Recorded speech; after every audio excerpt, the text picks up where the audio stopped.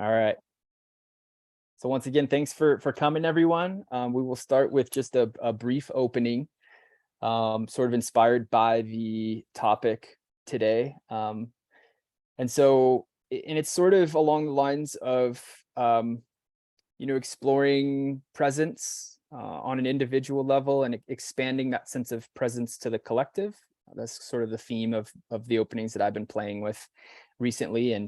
And how we're going to do that today is I'm going to invite you all to envision a time when you got involved in a community process, when you stepped out and you sensed into what was happening, what was emerging, and you identified a way that you could contribute.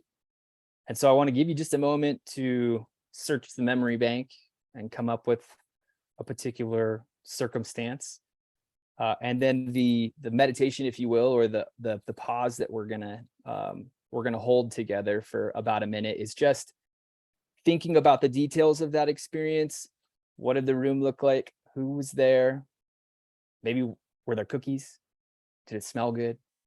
Just all of the senses, activate them as much as you possibly can, because what we're going to do is we're going to try to embody what that felt like to be a contributing member of our community. And that's something I hope that we all are trying to step into more and more and make more of a practice. So with all that said, I'll invite you to take a few deep breaths and I'll stop talking for a minute.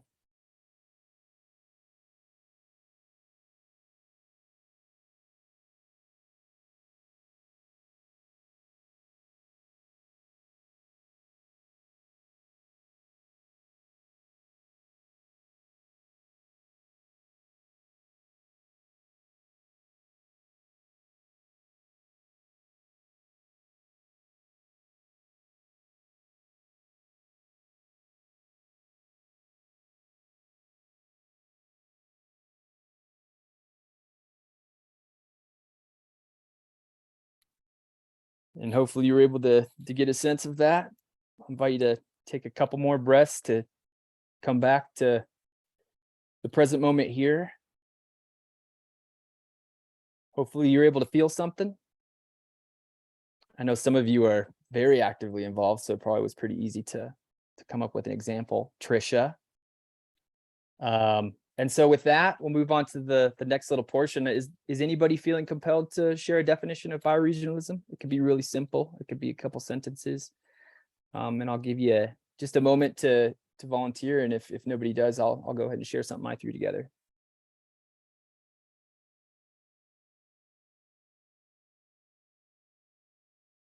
Jan, all right. And for future reference, if somebody wants to plan ahead too, just let me know and I'll carve out space for you. But Jan, love to hear from you. Well, I just keep it really simple, because if I'm speaking into a group that it may be a new term in, I just basically say I'm using the term bioregionalism as about the life region, including all the people, the cultures, the flora, the fauna, the geology that came before us, as different from political and economic regions that we usually define region by.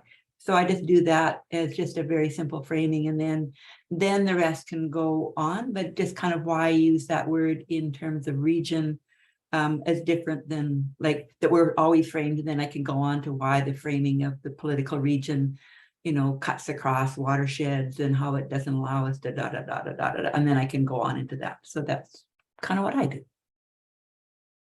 I love it. Yeah. Well, thank you for that. I really appreciate that.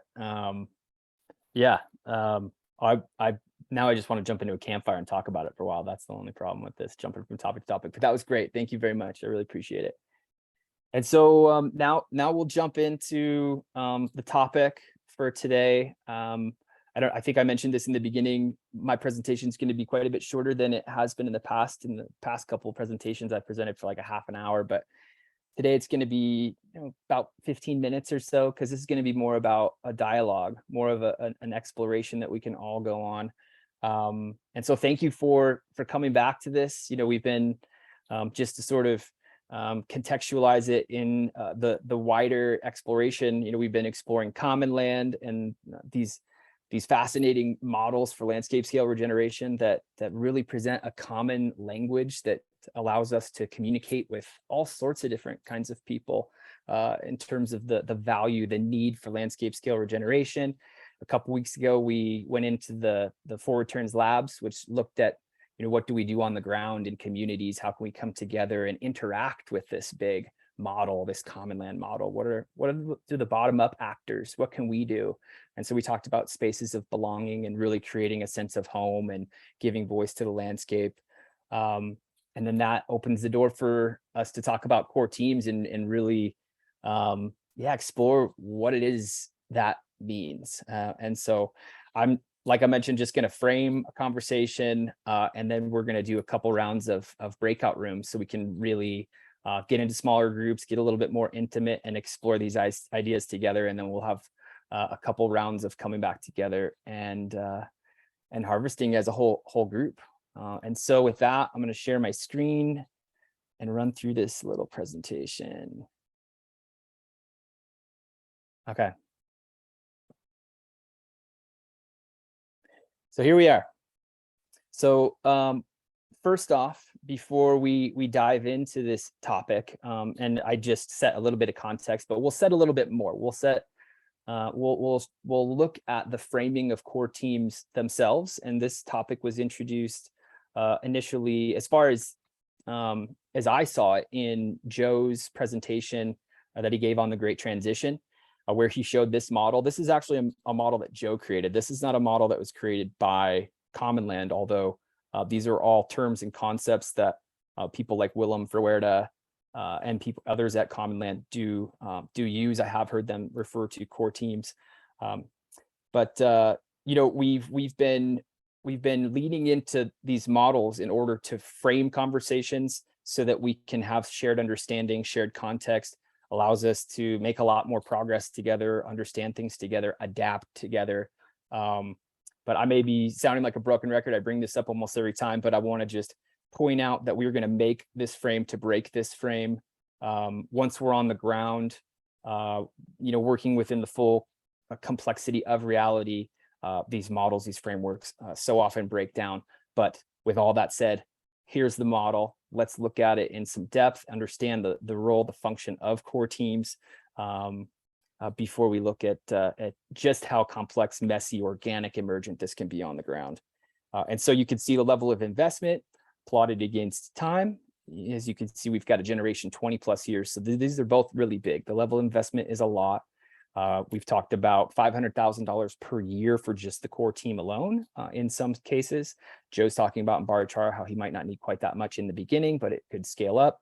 But what I want to point out more than anything is that the core teams are the foundation. That's why they are at the bottom. The foundation for what? Well, as you can see, we've got regenerative projects. They hold the process for regenerative projects to come together and become more than the sum of their parts, become a regenerative commons. And they do that by creating the platform, the container for a territorial scale conversation to take place. They convene, they host, they sense into the community and identify opportunities because they are seeing from a holistic perspective, and being able to do that full time gives them a very unique position to be able to do that from. They give voice to the land.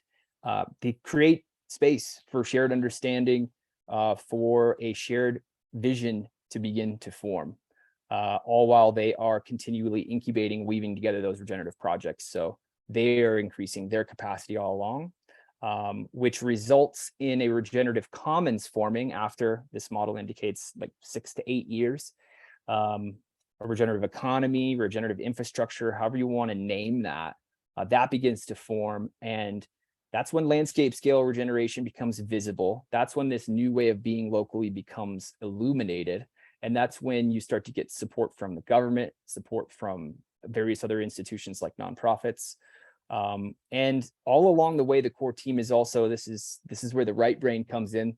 They're really incubating those spaces of belonging. They're inspiring people, and they're creating a sense of home. So core teams are essential, and that's why we're exploring them now. And we may actually do this for a couple or a few different conversations, workshops.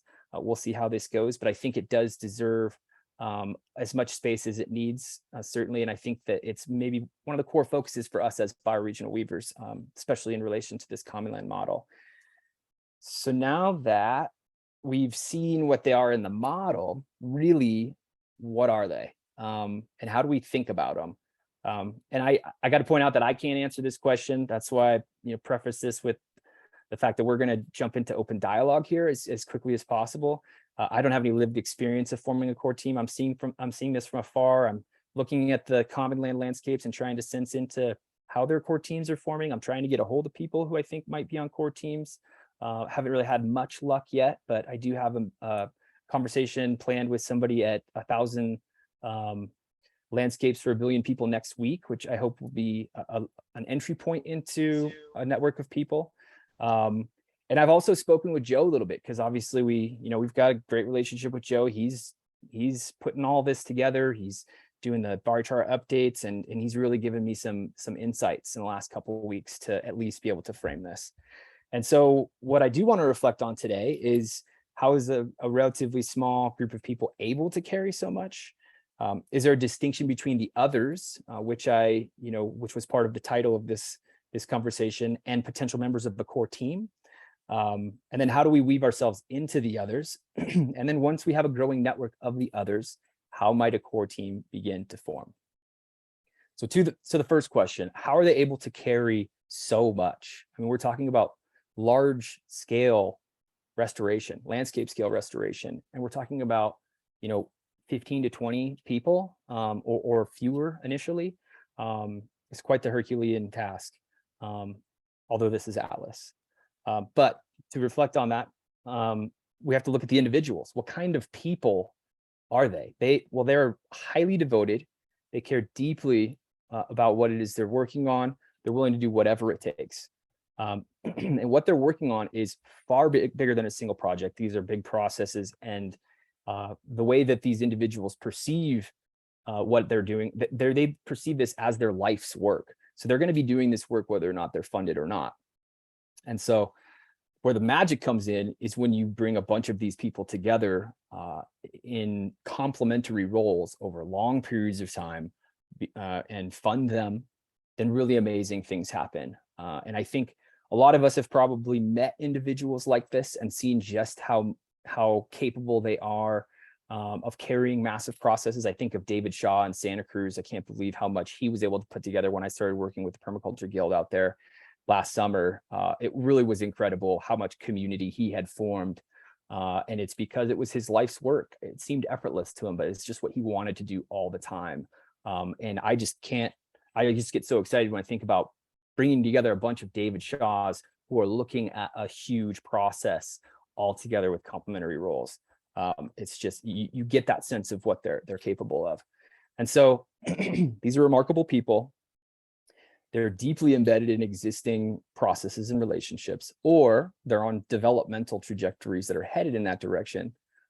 And so I say all that to reflect on the point that you can't design this. You can't design a process to reveal a core team. You can't find these folks ahead of time.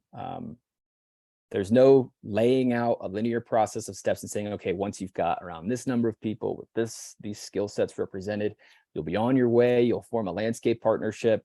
You'll develop a shared understanding. You'll develop a vision, and then you'll implement. You'll be on your way.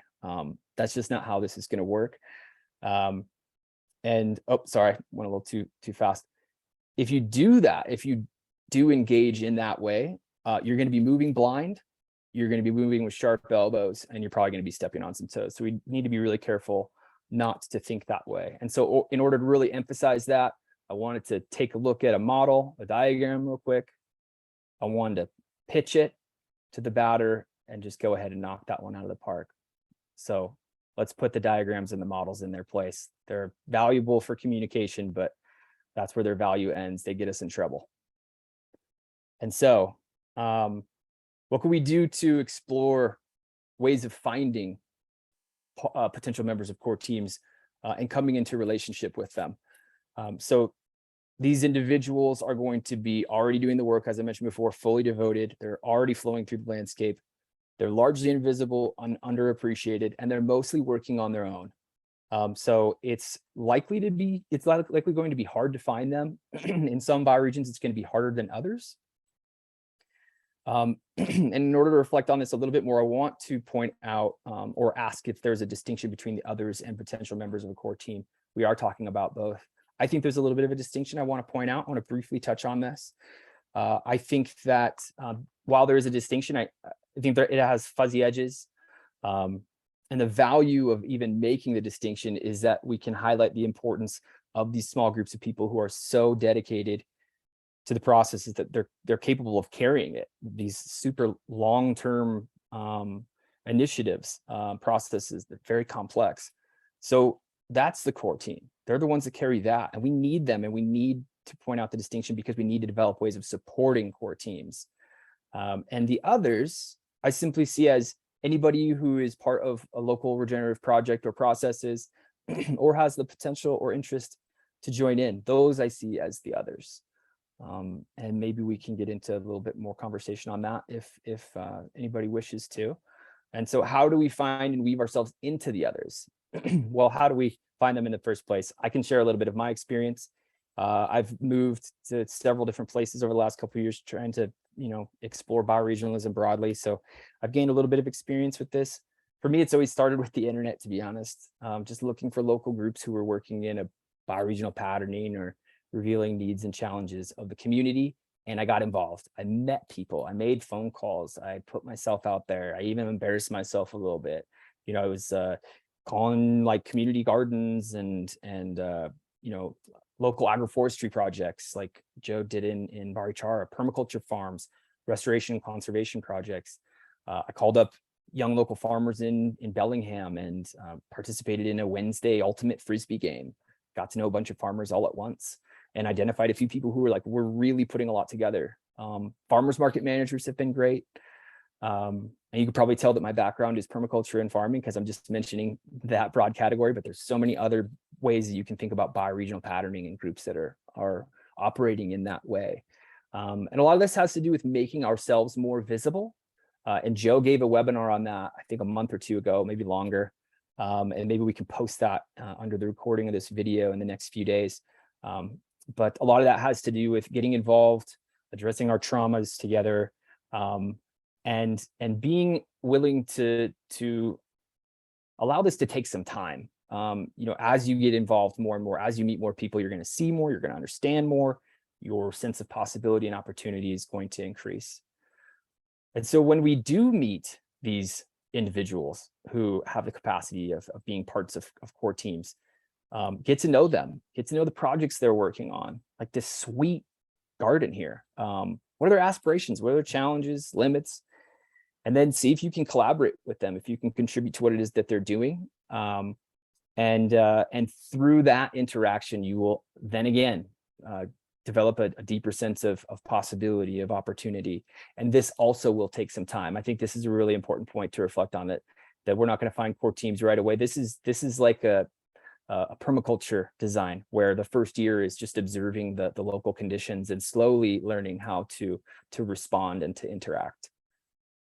And so once we do have a growing network of the others and maybe a few prospective members of a core team, how do we get a core team to form? How do we bring that energy?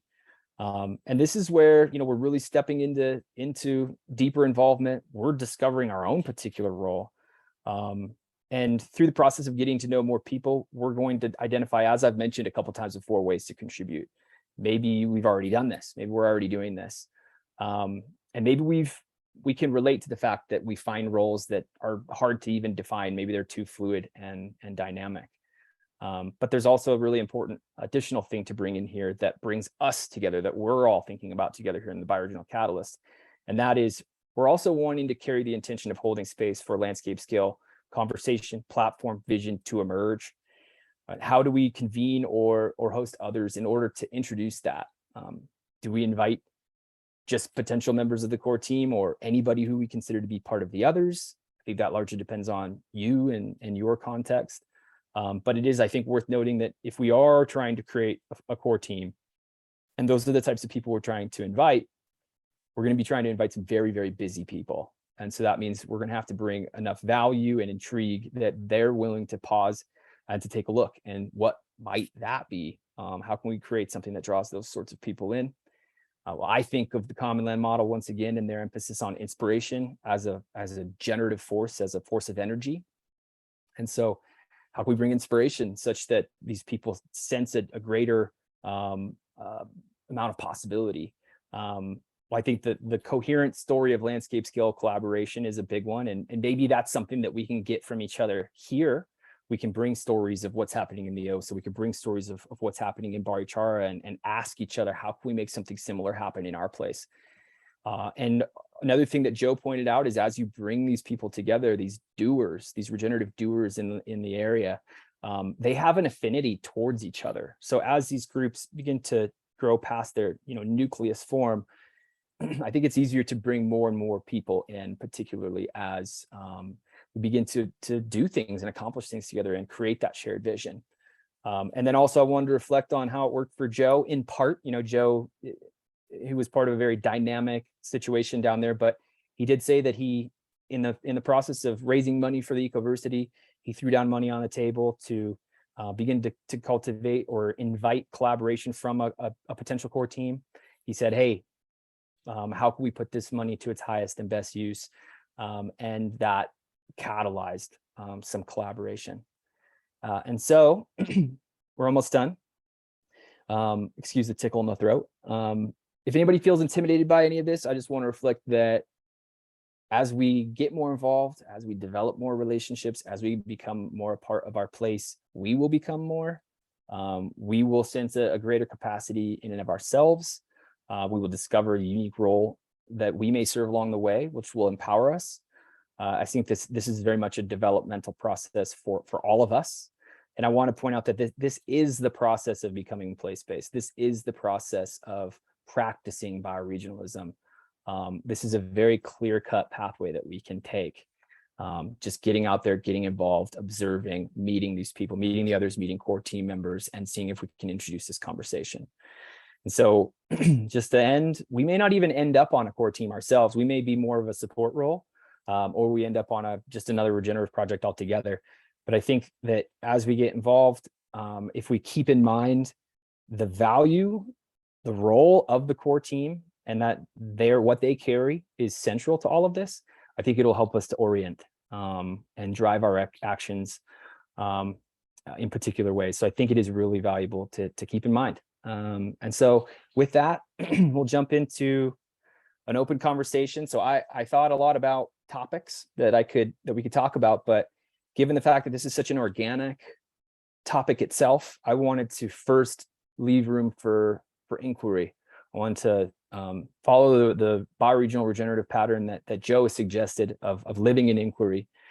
And so in this first breakout room, I just want to create space and opportunity for us to float questions to one another, share our perspectives. Maybe you feel like you're already in a core team and there was something that I missed that wasn't included. You'd like to share a different way of seeing this. And so with that, it's 11:30 here in Colorado. So I'm thinking maybe we jump into breakout rooms for 15 minutes and then come back and talk about this and see what came up. Are there any questions before I send everybody off? No, we're good. Awesome. Okay. So what I'm going to do is, since there's 15 of us, just do 5 rooms of 3 and just talk about whatever comes up, questions, and then we'll spend probably 20 minutes or a half hour harvesting them together and really, hopefully seeing more of the picture together. And so with that, let's see, 1, 2, 3, 4, 5 breakout rooms. Assign automatically, create, open rooms. All right, well, thanks everyone for listening. Hopefully that framed the conversation. We'll see you soon.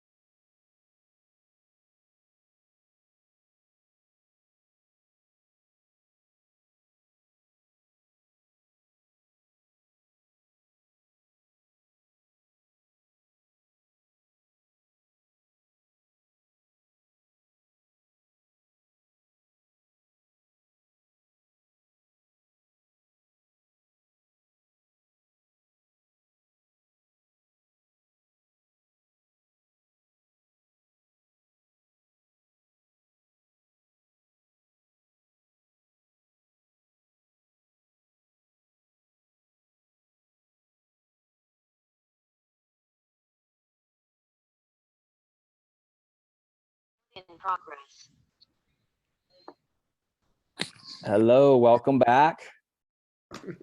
We had an interesting conversation. Already revealed something new to think about that I think was really important. I'll maybe share that in a moment, but I want to give you all the opportunity to share first. And we'll go ahead, and so we've got 40 minutes left. So maybe we'll do a harvest for we'll say 15 minutes and see where that goes. And if we slow down, we'll jump into another breakout room, or if a topic comes up that we want to drill down into more, we can improvise a little bit and jump into breakout rooms around that. So Poem, I saw your hand pop up. Yeah, just before I share, or we share, we lost Rachel. It doesn't look like she's back here, but she froze and never came back. So just our power went out in Barichara. That's why. okay, that's what happened. Yeah. So I also dropped. Okay, thanks. Appreciate it. I also dropped the ball and forgot to put together a notes document. So I am working on that now. I posted it in the chat, and I'll go ahead and take notes unless somebody else feels like they want to take on that responsibility. Pam said she's tired today, so we'll give her a break. But yeah, does anybody want to share what came out of their breakout room? And if somebody starts taking notes, I'll go ahead and let you, but otherwise I'll take that responsibility.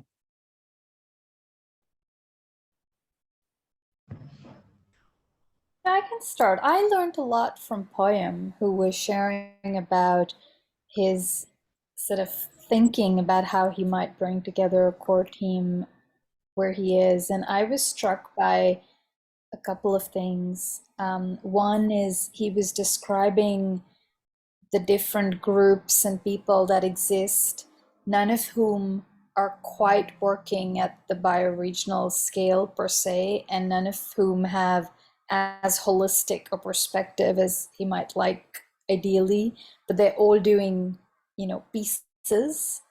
And I think so it made me appreciate just how much, as someone start thinking of starting a core team, or even having just the first initial conversations to see if something like that could happen, how much one just needs to do that kind of mapping of who's doing what pieces, and not seeing kind of what they're not doing as a limitation necessarily, but just seeing it as like different pieces of a jigsaw, and being able to map and share that back with people in a way that's validating of what they're doing, but also, opening up. And the second thing that I pointed out was, like, as he was describing all these people, I sort of, my question was, is there one other person who's thinking like you, who's a bit of a thought partner, and like just feeling like this needs to start really small. Like it's, maybe it's like there's like one other person who we have a bit of similarity, and then that might grow to like 4. And then maybe that alone is like great for a number of months. So just, yeah, made me appreciate the pace and the gradual nature that this probably needs. Yeah, absolutely. Claire.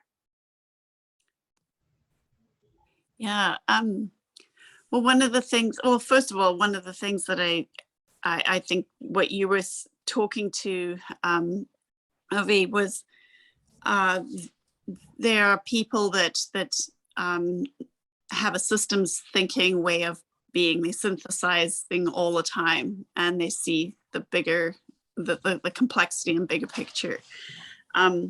But something that did come up in our group, and I was that the core team needs to be this dynamic group of people that I think it was Trisha, or one of you talked about, Trisha and Shane were in our group, that you don't want it to lose that dynamic. Like once you name the core team, sort of that calcification, it has to be this living process. So how do we keep it dynamic, and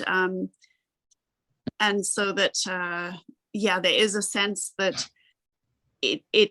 that actual naming isn't actually interfering in what's happening. And I shared with, you know, I consider my parents having been master weavers, and they were in, you know, I grew up in South Africa during apartheid, and my dad worked full time, and yet this was an essential part of why he was effective in the work he was doing. That they would have these dinner parties, or they would have all kinds of gatherings to synthesize the information that was often was illegal to do some of the gatherings that they did. But they would be trying to make sense of what was going on at large scale, so that the decisions that were made, he was a research scientist, he was dean of science, and then he was a university principal, and he was integrating that thinking into all the decisions that were being made. But just to say that I think that people, it wouldn't be just somebody who is dedicating their time full time to doing this work. They're doing it in their jobs as well, is what I. Yeah, absolutely. Yeah, it seems like an important thing to point out, that this is all that they do. Like, this is a devotion. This is their life in some sense. Yeah. So Paula.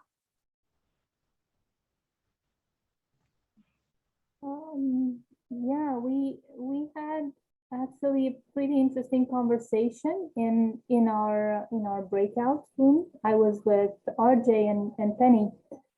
And first we were thinking about what kind of people would need to be in the core teams. And RJ gave the example of somebody from his own bioregion that had this exceptional drive and personality that you don't really find everywhere, you know. But then I was also thinking that maybe in a core team, you would not just need people with that drive, but that gives us tremendous amount of energy, but also people who can hold the process, who can hold other people's energy, you know, these weavers of other people's projects, the listeners, not just, so I think that's also important.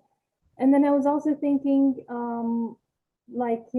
from, I don't know, my experience of, I guess, seriously thinking about work community and what that meant, I began thinking about that when I came to South America, because I heard the word talked about a lot, and I saw like examples of how a community manifests itself, you know? And then I thought, it actually, in Romania, we don't really have communities. We don't have spaces to form relationships outside family and outside maybe your close group of friends. So there's this important soil of the social ties that needs to be there in order for a core team to, you know, you can even begin to think about a core team. And yeah, I think Penny said that she could find that in Barichara too, you know. And then the last question we had was, so how do you begin to weave? How do you get together these people in your community? Because what Joe did was that he identified the right people, but then he came with, let's say, a small amount of money for them to distribute. So he gave them a task and also a possibility. And this is how these relationships began to weave and began to form. And what are other ways of starting this process? Yeah. Yeah, that was great context to bring in. Yeah, you point out a lot of the necessary initial conditions, I would say, is one way of putting part of that anyway. And yeah, I wonder if Penny or RJ would like to add on to that. That sounds like it was a really rich conversation you both had, all three of you had. No pressure, but wanted to create space. Well, Paula was just about to say something when our room closed. And I wonder if you could say a little more. You were saying that what Natalia said in the group when Joe brought the money was that the space got opened up for them to dream.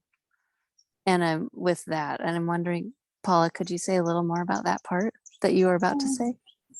Yeah, I wasn't really about to say too much because we were thinking about what other ways of bringing people together besides money are there, and maybe a common, I don't know, common wound, a common, pain that.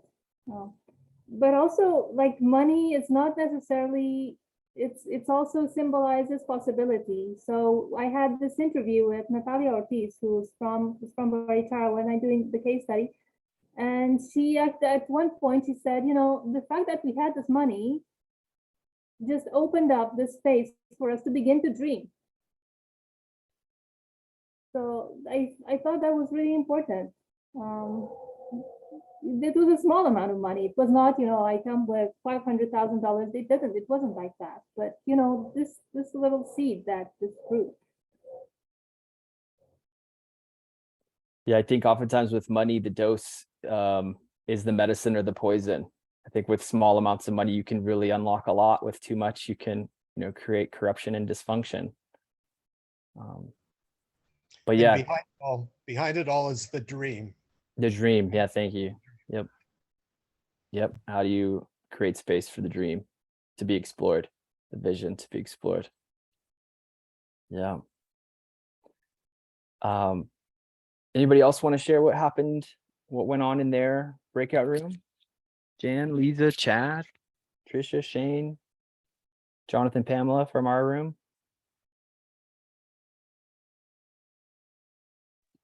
Well, we we talked about a few different things. One was this feeling of moving from theory and ideas into practice, and how uncomfortable but also exciting that can be.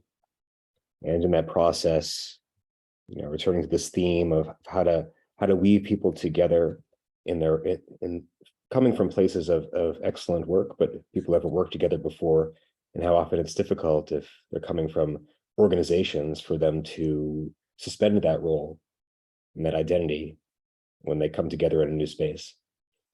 And we also talked about how that's also personal for us. So the question came up, what does this mean for us personally? Do we see ourselves, or would one day we'd like to be core team members ourselves? Is this because we'd like to be able to support the core team or the process in some way? So reflecting on that individually. And then we also talked about how the core team is actually, so as Joe talks about, often these projects are fragmented. So there's lacking a core. So the act of creating a core, bringing a core team together, is to create a core where there is none. What sort of question that raises, and then also personal reflection of mine is, so when the team's coming together in a new way, that's also an opportunity for storytelling. So in the storytelling, to tell like a value added story of how that nucleation is letting something emerge through the fragmentation, and why it's really important that they're funded and supported to do that work.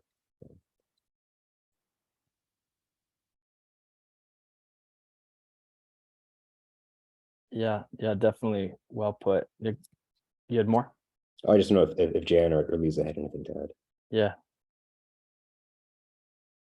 Yeah, there is a little bit of like, what is the inspiration that with busy people, what is it that has them come that says this is worthwhile doing when that is still in the formation? So it's like it's a chicken and egg for, what comes first. So what is it that is that?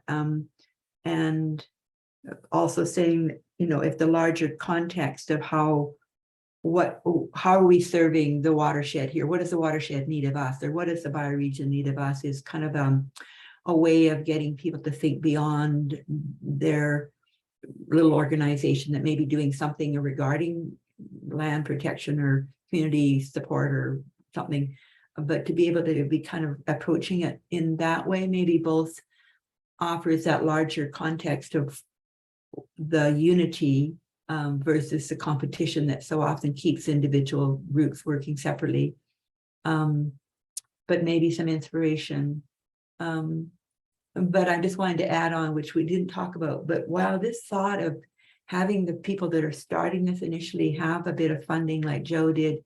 Like I feel initially I kind of like, oh, I'm not sure about that. But then I'm going, what it does is say that someone was given legitimacy to this small group or individual to say, yes, we've got a little bit of money to bring people together. People going, oh, where did that come from? So there's legitimacy, and it supports the dreaming part. And so that starts to think of that fitting into a little bit of the discussion we had as to what would move this invitation beyond the many invitations that people have. So that's just a thought that came out of what we talked about. Yeah, I've got a reflection on that, but I've been talking a lot. I want to give everybody else the opportunity to respond to Jan first. Is there anything coming up for anyone? Penny. One thing I'm thinking about is for finding the reason that would be compelling for people to get together would be, it feels like there has to be the pre-work of getting to know the people and what are their needs and what are their pain points, and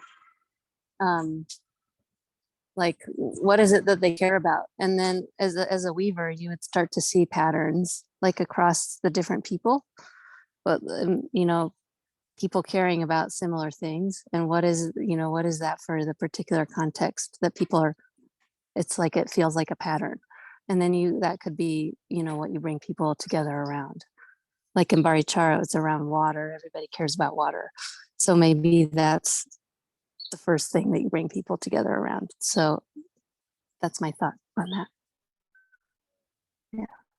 Yeah, that's great. I know Joe dropped in on a conversation we had recently around how we initially formed this bioregional conversation in our places. And he did say that by bringing up a crisis that's shared amongst people of that place, it can really, it can be a convening energy, brings people together. So yeah, I think that's really interesting.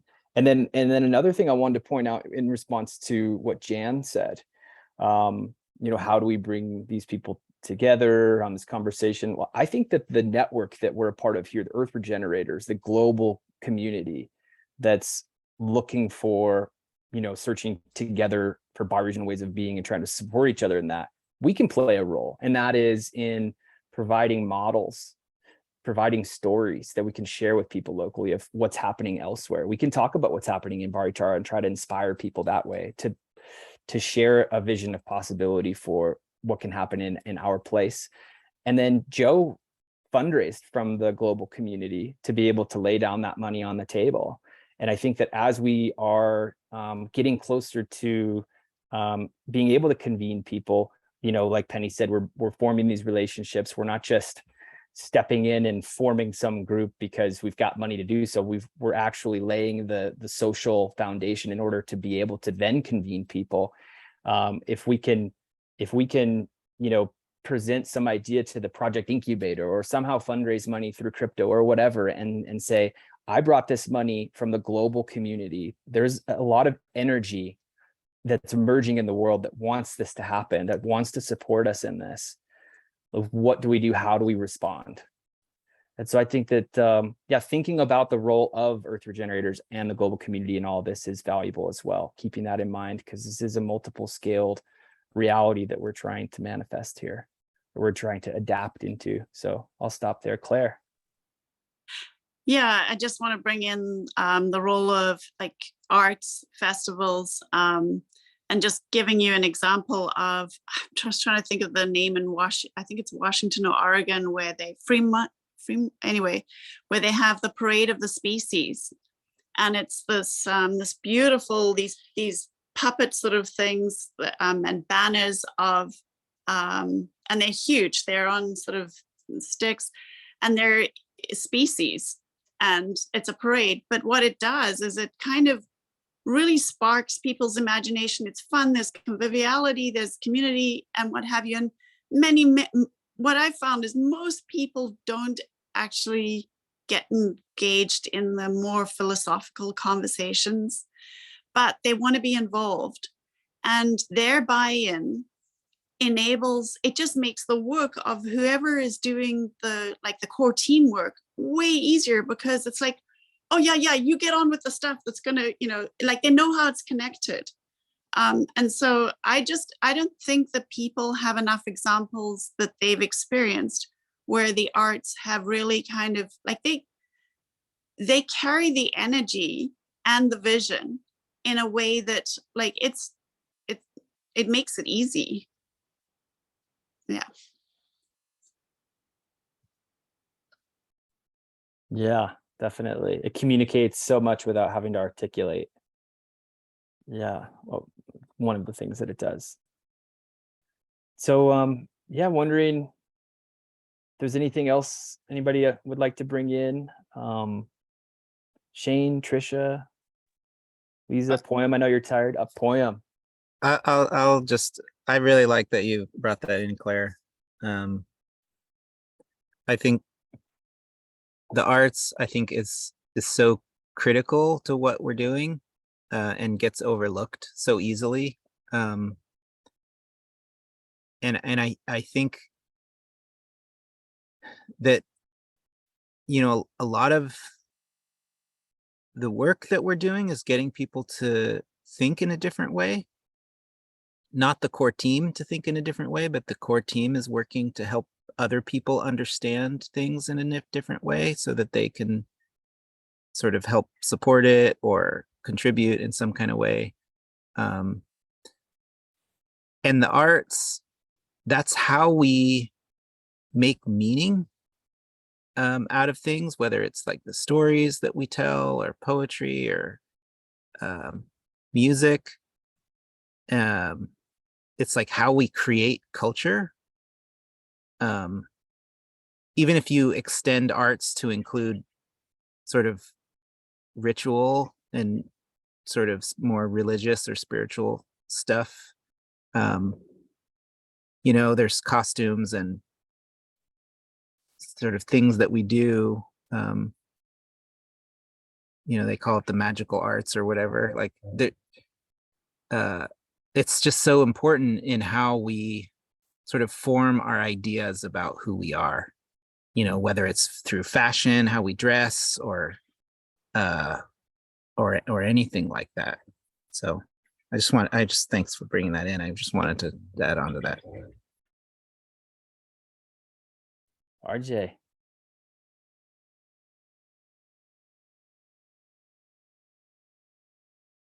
RJ, you are muted, my friend.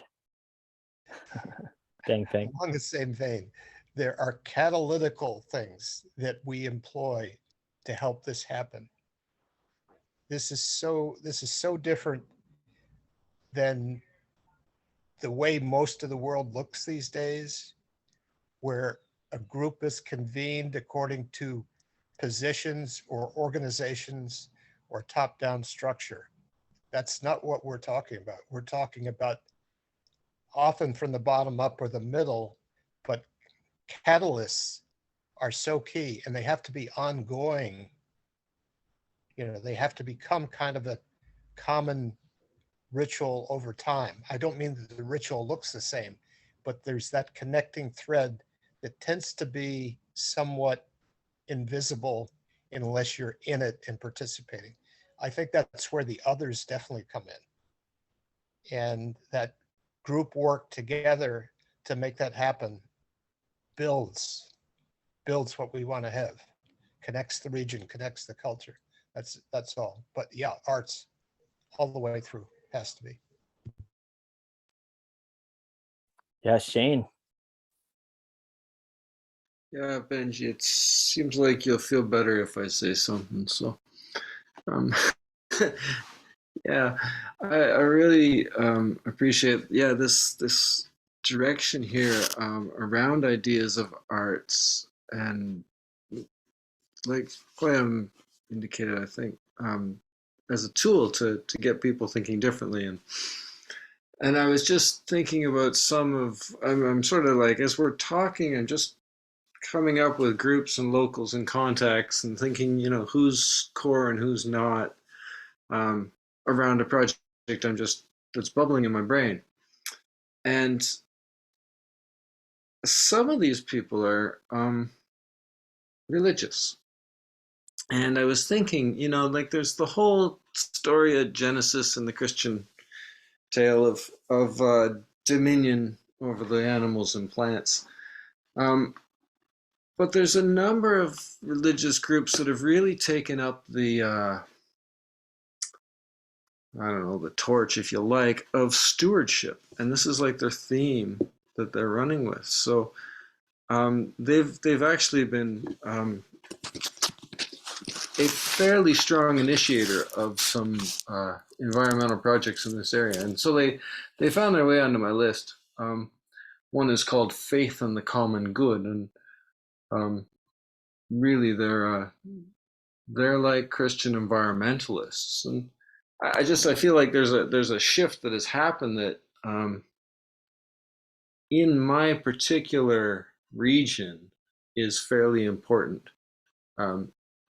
to reaching communities in particular, right? Like there's an awful lot of faith groups in this area, and so yeah, I just I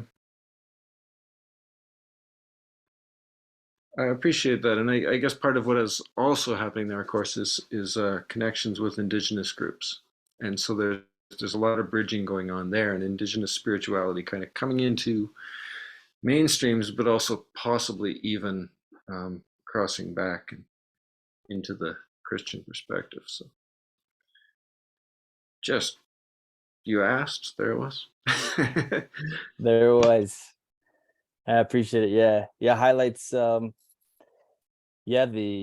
diversity of perspectives and ways of being that will come together when we're working across the landscape. And I think that one of the things to keep in mind that I don't know where this idea was born. It's probably an old idea, but the Regenesis group emphasizes one of the most important patterns of regeneration to focus on is when you meet challenge, look at the larger scale, increase your scale. And oftentimes you can reconcile differences by doing so because you're looking at problems in a more holistic, all-encompassing way. And so when we have these religious groups, people with very different backgrounds and ways of moving through the world, if we're all looking at the entire landscape together, it gives us a common language, something to talk about, something that unites us. So so I just kind of rolled with the conversation. Obviously, you may have noticed we didn't jump into a second breakout room, but it just felt like good things were coming. Irvi, is there something you wanted to share? Yeah, Benji, you mentioned regenesis, and I meant to ask a question in case you or anyone else has thoughts on this.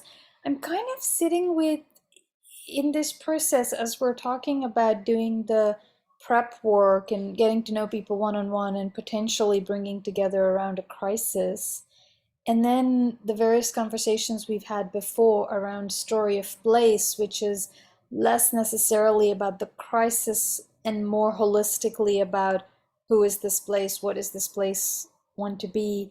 I'm kind of struggling to sort of like put together where and how these pieces might fit in, and just wondered if anyone has thoughts around that. Well, this came up a couple weeks ago.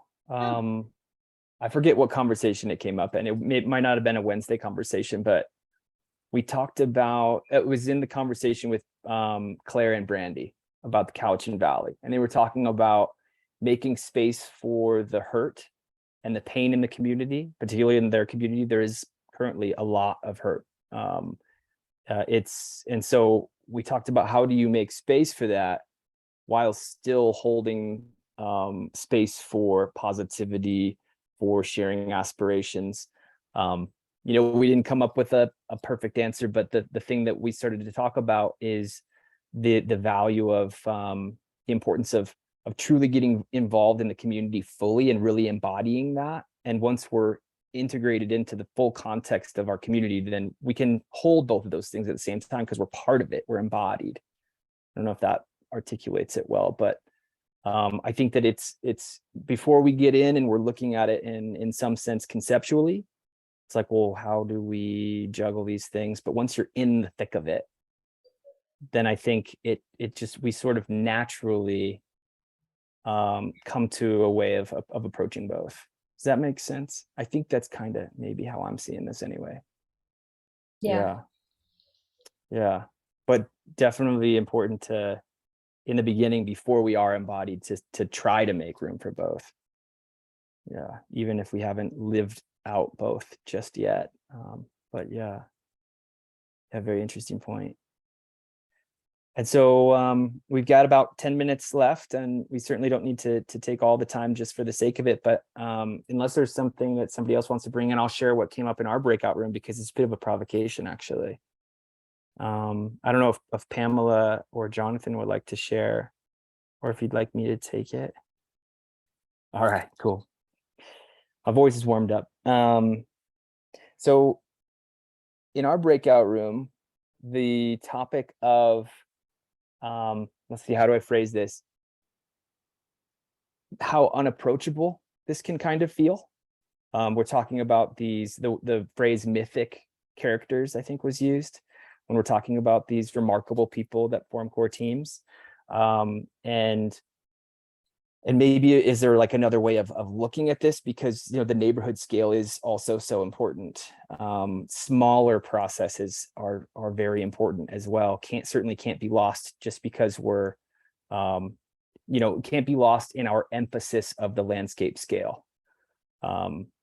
And I think that there's a small danger of that. And the thing that I was kind of thinking about that came up for me in that conversation was, maybe there's a spectrum here that we can begin to talk about. And that's when we're talking about the really big processes, the really big scales, maybe there's a corresponding level of devotion amongst the core team members that are involved in order to be able to carry that process effectively over that period of time without much complexity. But maybe we can look at smaller processes, like helping to clean up a local creek. And maybe that level, that also requires some level of devotion, but it's much less than we're talking about with a landscape scale. And so maybe there's room for this conversation around the spectrum of devotion and scale of process that can come in, that allows us to not lose track of the smaller projects, still be able to speak about them. And I don't know, do you still use the terminology core team, or does that confuse things? I don't know. Maybe that's something we'll learn as more of this unfolds in our particular places and we can share our stories. And wow, that was quite the provocation. I see 3 hands. So yeah, that'll probably take us home, these 3 hands. So we'll hear from Shane, Trisha, Claire, and then we'll probably wrap up. Shane. Yeah, thanks. Provocations indeed. I attended a watershed wisdom group recently, and the idea of this breaking down the watershed into the creek shed came up, and it was really engaging and kind of interesting, because we all started thinking much more locally about the creek rather than the big river. So it was like the sort of thing that you could get your local school kids to get to know. So the opportunity for intimacy was something that's more local, maybe as a pebble in the jar of that big watershed picture and practice. So yeah, I think there's a lot to play with there, but I haven't got much to do with it now. So. Right on. Yeah, no, thanks, Shane. So valuable to bring in the topic of kids and how do kids relate to all this. I think it gives us the opportunity to simplify it, or the inspiration or context to simplify it in ways that's really helpful. So yeah. Trisha. Yeah, so in our breakout room, there was also, well, I guess I raised the issue that there's like different models, like the core team idea is one model. But lately I've been delving into the micro solidarity model, proposed by Richard Bartlett and, manifested in lots of different places. And within that too, there's a real recognition that it's like an ebb and flow of people's energies, right? And then kind of bringing in this idea of reason, season, and lifetime, that you're going to have like some people who are committed for their lifetime, right? And that I see as like potential people who are in the core team. But it's really the reason and the season people that need to be actively engaged in order to kind of hold the lifetime people, because the lifetime people only, they're doing lifetime work, right? So it's like if they also have to do the reason and the season work as well, like that is mythical, right? So then how is this supported, right? How is it like really a recognition of the whole ecosystem of commitments, as opposed to just focusing on those who are the, like already lifetime committed? Yeah, man, Trisha, that's so great. That brings in so much for us to talk about. Maybe we can figure out how to explore that more deeply coming up. Yeah, that was really helpful. Claire. Yeah, and actually this is right on that, exactly that. And I'm so glad you spoke to that, Trisha. Because I was towards the end of our breakout room, we were talking about, just as we got cut off, is like the idea of wisdom councils. And I was thinking about the Cowichan Watershed Board, which is it's a nonprofit group. It's not set up by anyone, where once a month they have 30 to 40 groups interested in the well-being of the watershed in one form or another, meeting informally, and it'll kind of be, sometimes more, sometimes less people. But I think that kind of a dynamic process where people, at what you were saying, Benji, where they're holding more neighborhood scales, part of it, but still it fits into the whole piece. But they're going where they can hear how it's all kind of fitting together. I think the thing is that what became clear to me was that often it's the same people or similar people. And someone was saying to me, many of the people sit on 5 or 6 different boards that are all kind of interrelated. And they're kind of helping to hold that process. So I love the idea of a wisdom council. I love the dynamic thing. I just wanted to bring that up because that was a real life example of something that, yeah, and I love what you brought in, Trisha, because I agree, it needs to be dynamic.